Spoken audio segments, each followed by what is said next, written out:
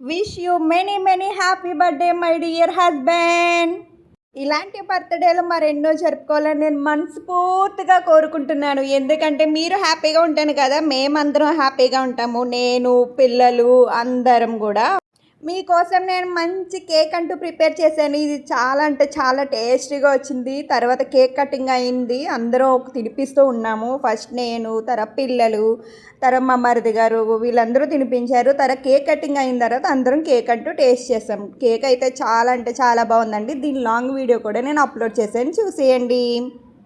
ప్రతి ఒక్కరికైతే ఈ కేక్ భలే టేస్టీగా అనిపించిందండి. నాకైతే భలే ఎగ్జైటింగ్గా ఫీల్ అయ్యాను. ఈ కేక్ ఇంత బాగా వస్తుందని నేను అనుకోలేదు నిజంగానే. ప్రతి ఒక్కరు కేక్ కటింగ్ అవ్వడం లేటు, మంచిగా కేక్ అంటూ తినేసాము, బాగా ఎంజాయ్ చేసాము. ఆయనకి ఇష్టమైన ఫుడ్ కూడా ప్రిపేర్ చేశాను నేనైతే. ఈ బర్త్డే మాకు ఎంతో స్పెషల్ అండి. ఎందుకంటారా?